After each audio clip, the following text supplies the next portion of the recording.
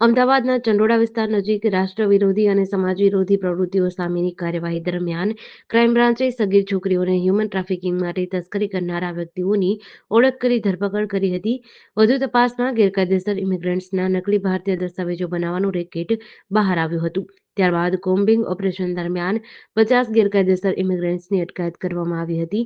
આ 50 ગેરકાયદેસર ઇમિગ્રન્ટ્સમાંથી એક સગીર સહિત 16 બાંગ્લાદેશી ઇમિગ્રન્ટ્સનો દેશ નિકાલ કરાયો છે, જ્યારે અન્ય લોકોના દેશ નિકાલની કાનૂની પ્રક્રિયા ચાલુ છે. આ અંગે રાજ્યના ગૃહમંત્રી હર્ષ સંઘવીએ એક્સ પર પોસ્ટ કરી માહિતી આપી હતી. મહાકુંભમાં માઘ પૂર્ણિમા સ્નાન ચાલુ છે. પ્રયાગરાજમાં ભારે ભીડ છે. સંગમથી 10 કિમી દૂર ચારે બાજુ ભક્તોની ભીડ જામી છે. વહીવટીતંત્રના જણાવ્યા અનુસાર સવારે 10 વાગ્યા સુધીમાં 1.30 કરોડ લોકોએ સ્નાન કર્યું હતું. આજે 2.5 કરોડ શ્રદ્ધાળુઓ સ્નાન કરશે એવો અંદાજ છે. હેલિકોપ્ટરમાંથી શ્રદ્ધાળુઓ પર 25 ક્વિન્ટલ ફૂલોની વર્ષા કરવામાં આવી હતી. પ્રયાગરાજ તરફ જતા રસ્તા ઉપર ભારે ટ્રાફિક જામ બાદ ટ્રાફિક પ્લાનમાં ફેરફાર કરવામાં આવ્યો છે. શહેરમાં વાહનોનો પ્રવેશ બંધ છે. મેળામાં વિસ્તારમાં કોઈ પણ વાહન નહીં ચાલે. આવી સ્થિતિમાં ભક્તોને સંગમ પહોંચવા માટે 8 થી 10 કિલોમીટર ચાલવું પડે છે. વહીવટીતંત્ર પાર્કિંગમાંથી શટલ બસો ચલાવી રહ્યું છે. આ અત્યંત મર્યાદિત છે. સંગમ ખાતે અર્ધલશ્કરી દળના જવાનો તહેનાત છે. ભીડ ન વધે તે માટે લોકોને ત્યાં રોકાવા દેવાતા નથી. મોટાભાગના લોકોને સ્નાન માટે અન્ય ઘાટ પર મોકલવામાં આવી રહ્યા છે.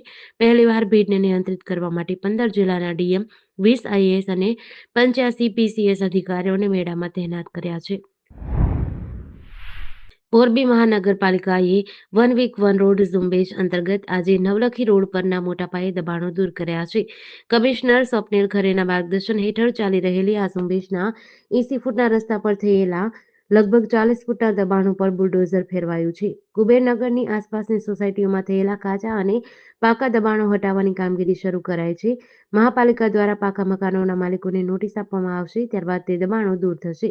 મહાપાલિકાની સ્થાપના બાદથી શહેરના વિવિધ વિસ્તારોમાં દબાણ મુક્ત અભિયાન ચલાવવામાં આવી રહ્યું છે.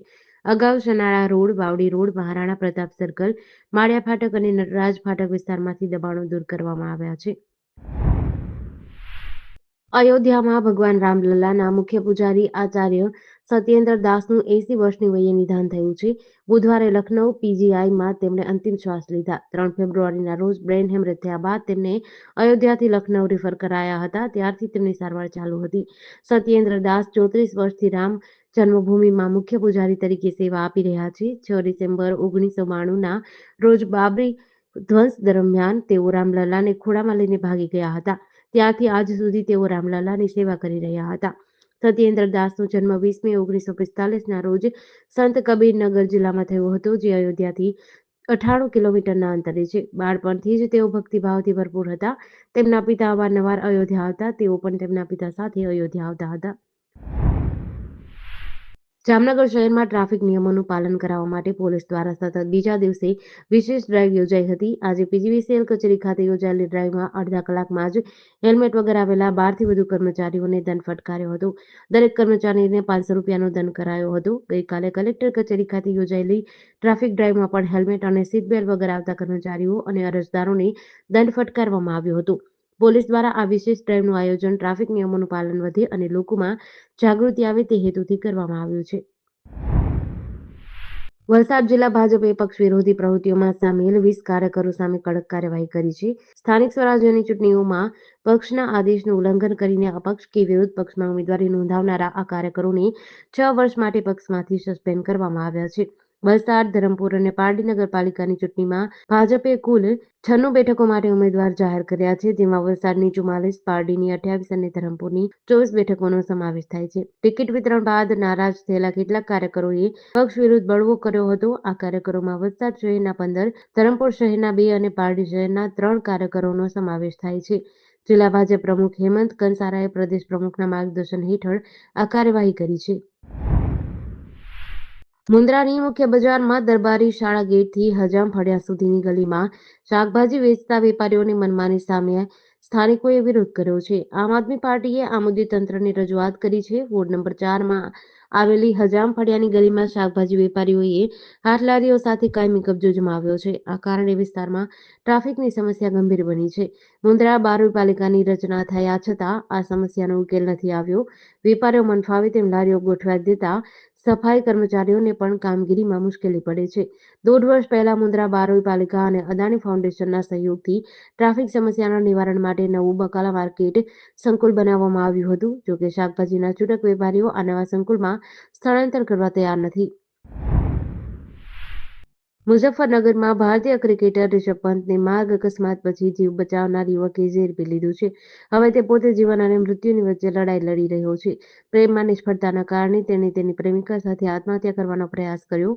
સારવાર દરમિયાન પ્રેમિકાનું મોત નીપજ્યું જ્યારે પ્રેમીની હાલત નાજુક છે. તેમની રૂરકીની એક હોસ્પિટલમાં સારવાર ચાલુ છે. આ મામલો પુરકાજી પોલીસ સ્ટેશન વિસ્તારમાં બુચ્ચાબસ્તી ગામનો છે. અહીં 25 વર્ષનો રજત અને 21 વર્ષની મનુ કશ્યપ એકબીજાના પ્રેમમાં હતા. બંને 5 વર્ષથી એકબીજાને મળતા હતા. કલાકો સુધી ફોન પર વાતો કરતા, પરંતુ બંને અલગ-અલગ સમુદાયના હતા, જેના કારણે તેમના પરિવારોએ આ સંબંધને નકારી કાઢ્યો હતો.